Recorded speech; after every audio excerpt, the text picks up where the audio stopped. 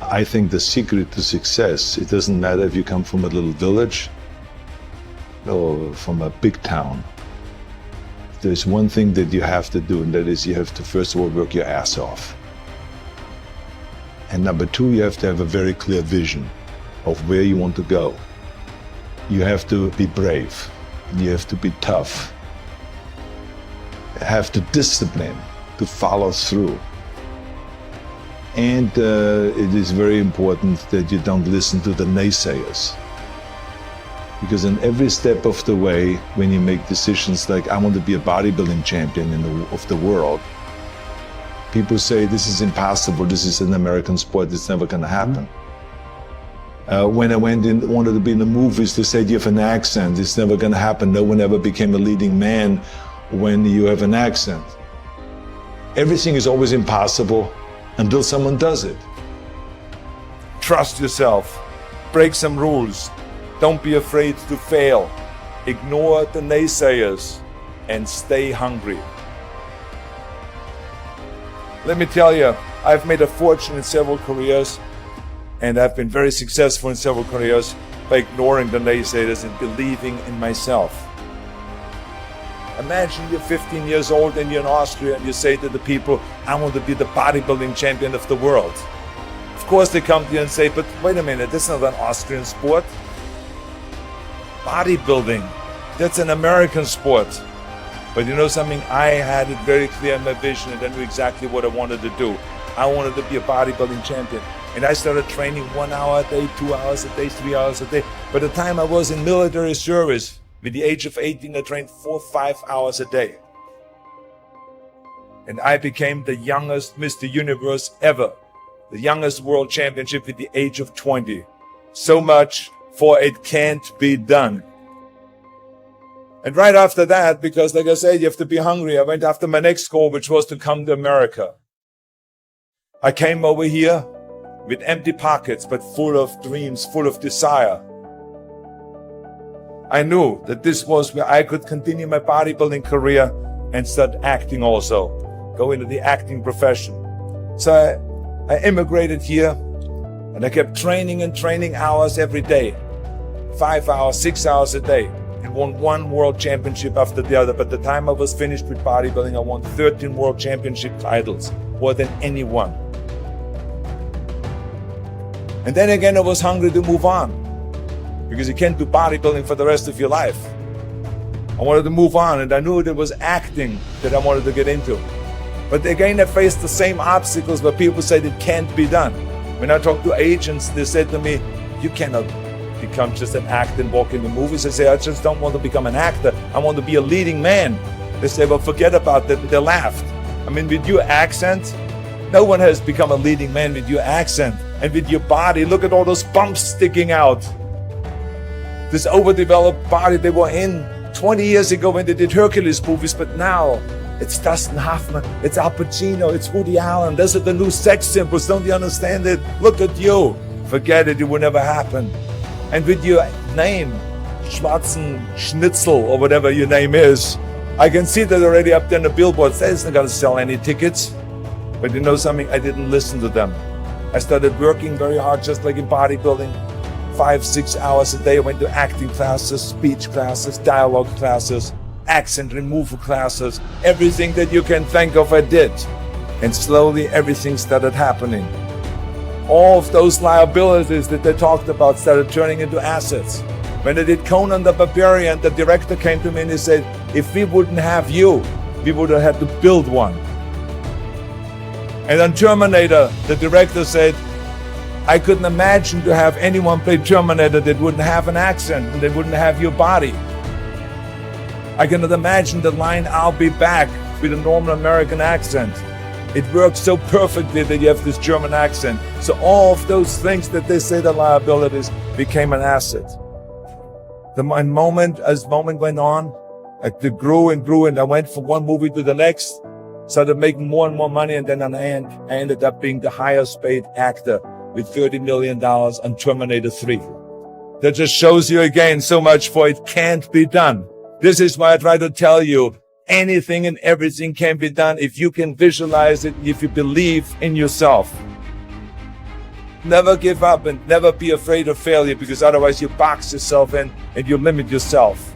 I was never afraid to fail when I ran for governor. I was never afraid to fail to tackle anything, because you should not be afraid of failure. That's just part of life. Work your ass off. There is no magic pill. There is no magic out there. I'm a big believer in there is no such thing as a self-made man. Because so many times people say that you're a self-made man, you're the perfect example of the American dream and this and that. And these are all great compliments, but the reality is, as I always say, that you can call me anything you want. You can call me Arnie, Schwarzi, Governor, Schnitzel, whatever you want to call, but don't ever call me self-made man. Because I would not be here if I wouldn't have had parents that were dedicated and gave us the love and affection and the discipline and all of the stuff right from the beginning. I wouldn't be here if I wouldn't have had the help from so many bodybuilders in Graz that helped me. Then all the way to Munich, Albert Busek, then Joe Weider that brought me to America. He brought me to America and he gave me the confidence. He paid for the first apartment in Southern Monica. Without that, I wouldn't have made it. So how can I say that I'm a self-made man? Including when I was governor, I had 5 million people voting for me. Every one of those people that voted for me helped me to become governor. Mm-hmm. How can I say that I made myself, right? So this would be nonsense, ludicrous. So this is why I say those are the things that I think were important for me to be successful. And like I said, it doesn't matter then from what village you come from anyway. You have to recognize that, and those are kind of the elements that make one successful.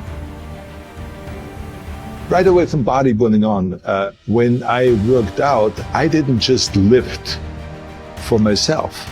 I wanted to lift the entire sport. I always was interested to work towards something that is bigger than me, something that is going to be around much longer than me. I'm going to be gone one day, but bodybuilding should not be gone.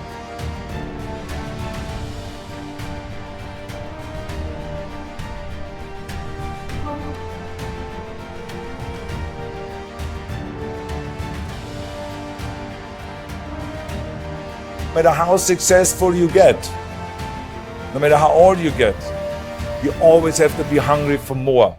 You always have to be hungry for learning new things, because you never learn enough. I, for instance, learned when I grew up, I always thought that greatness was directly tied to fame and fortune. I thought that the big career and the money and the achievement would equal success. But I was dead wrong.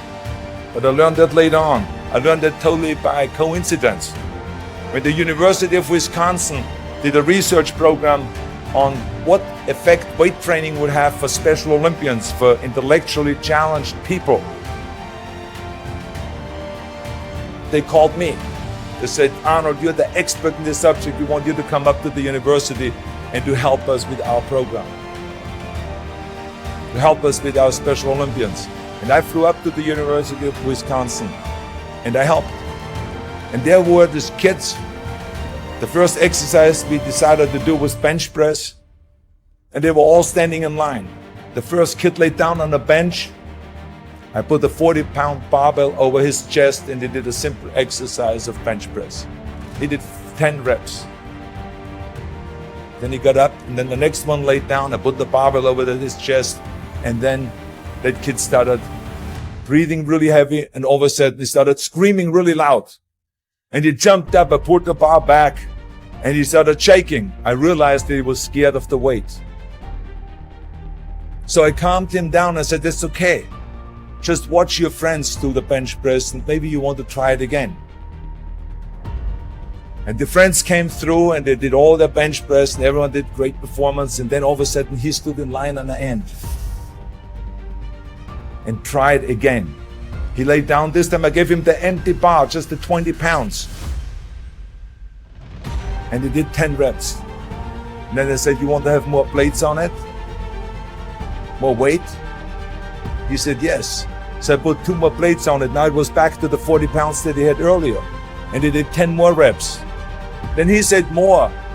Then I put 2 more plates on it. Now it was 60 pounds. He did another 10 reps. And he said, more. He did then 80 pounds. Then I lifted the weight off and he jumped up, high-fived everyone, and he was so excited. And it was a real eye-opener for me, because when I saw that kid going from terror to self-confidence in that short period of time. So I want you to remember, have a vision, think big, ignore the naysayers, work your ass off, and give back and change the world. Because if not us, who? If not now, when?